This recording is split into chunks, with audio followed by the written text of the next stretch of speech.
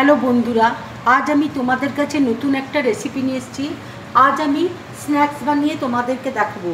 এই স্ন্যাক্স তৈরি করতে দেখো কি কি লাগছে, তোমাদেরকে দেখো দেখিয়ে দিচ্ছি। এখানে দেখো 4 পিস পাউরুটি নিয়েছি। এখানে দেখো বেসন আছে, চালের গুঁড়ো রয়েছে। এখানে পনিরকে দেখো গ্রেট করে নিয়েছি, আলুকে সেদ্ধ করে গ্রেট করে নিয়েছি। এখানে নুন আছে, ব্ল্যাক পেপার রয়েছে, চিলি ফ্লেক্স রয়েছে, আর এখানে চাট মশলা রয়েছে। এখানে পেঁয়াজকে দেখো ছোট ছোট করে একদম করে কেটে নিয়েছি। এখানে কাঁচা লঙ্কা কুচি আছে, সুইট কর্নকে দেখো সেদ্ধ করে নিয়েছি, আর পেঁয়াজকে দেখো এইভাবে লম্বা লম্বা করে কেটে নিয়েছি। এবার দেখো একটা বোলের মধ্যে আমি আলুটা নিয়ে নিচ্ছি, পনির দেখো নিয়ে নিচ্ছি, সুইট কর্ন দেখো নিয়ে নিচ্ছি, কাঁচা লঙ্কা কুচি নিয়ে নিচ্ছি। এবার দেখো পেঁয়াজ কুচি দিয়ে দিচ্ছি। এবার আমি দেখো চাট মশলা দিয়ে দিচ্ছি, চিলি ফ্লেক্স দিয়ে দিচ্ছি, ব্ল্যাক পেপার দিয়ে দিচ্ছি, আন্দাজ মতো দেখো নুন দিয়ে দিচ্ছি। এবার আমি সব একসাথে দেখো মেখে নিচ্ছি। সব একসাথে দেখো আমি মেখে নিয়েছি, মাখাটা দেখো হয়ে গেছে। কাঁচি দিয়ে দেখো পাউরুটির আমি এই কালো অংশটা কেটে দিচ্ছি।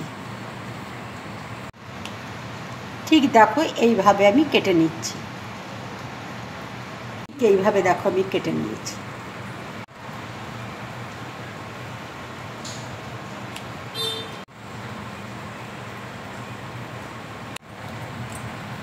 এবার দেখো পাউরুটি আমি বেলে নিচ্ছি।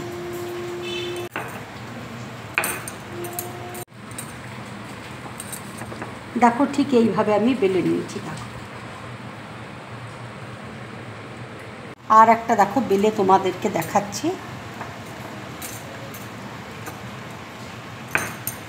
দেখো ঠিক এইভাবে দেখো বেলে নিয়েছি। সব পাউরুটিগুলো দেখো বেলা হয়ে গেছে। দেখো চালের গুঁড়ো আর বেসন আমি দুটো একসাথে মিক্সড করে নিচ্ছি। আন্দাজ মতো দেখো নুন দিয়ে দিচ্ছি। দেখো কাঁচা লঙ্কা কুচি আমি দিয়ে দিচ্ছি, পেঁয়াজ কুচি দিয়ে দিচ্ছি। এবার আমি অল্প অল্প জল দিয়ে দেখো ব্যাটারটা তৈরি করে নিচ্ছি।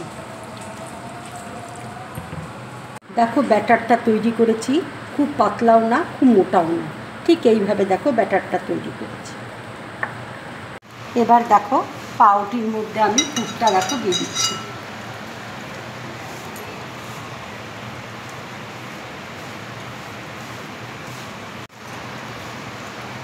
এবার দেখো আমি মুড়িয়ে নেব।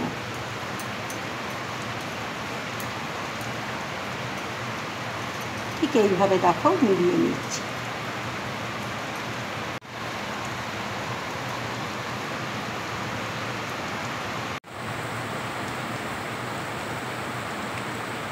দেখো স্ন্যাক্সগুলো ঠিক এইভাবে তৈরি করব।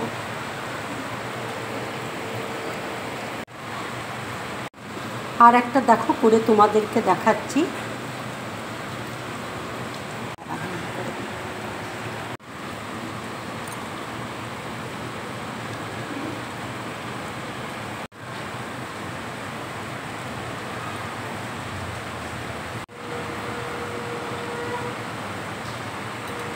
ঠিক এইভাবে দেখো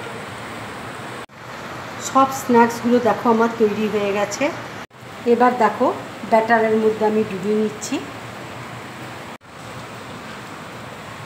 ফ্রাই প্যানে দেখো তেল বসিয়েছি, তেল দেখো গরম হয়ে গেছে। এবার আমি স্ন্যাক্সগুলো এক এক করে তেলের মধ্যে ছেড়ে দেবো।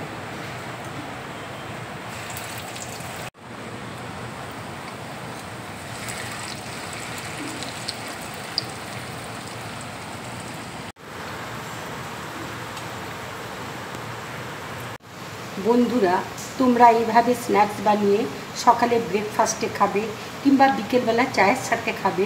বাড়িতে যদি কোনো গেস্ট আসে এইভাবে তোমরা স্ন্যাক্স বানিয়ে খাওয়াবে, তাদেরও খেতে খুব ভালো লাগবে।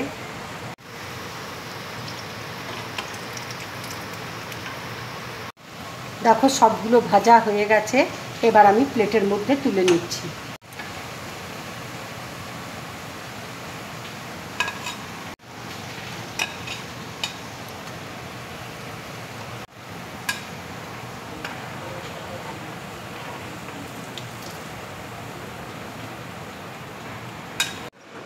বন্ধুরা, তোমরা এইভাবে স্ন্যাক্স বানিয়ে বাড়িতে খাবে, খেয়ে আমাকে কমেন্টস করে অবশ্যই তোমরা জানাবে তোমাদের কেমন লাগলো।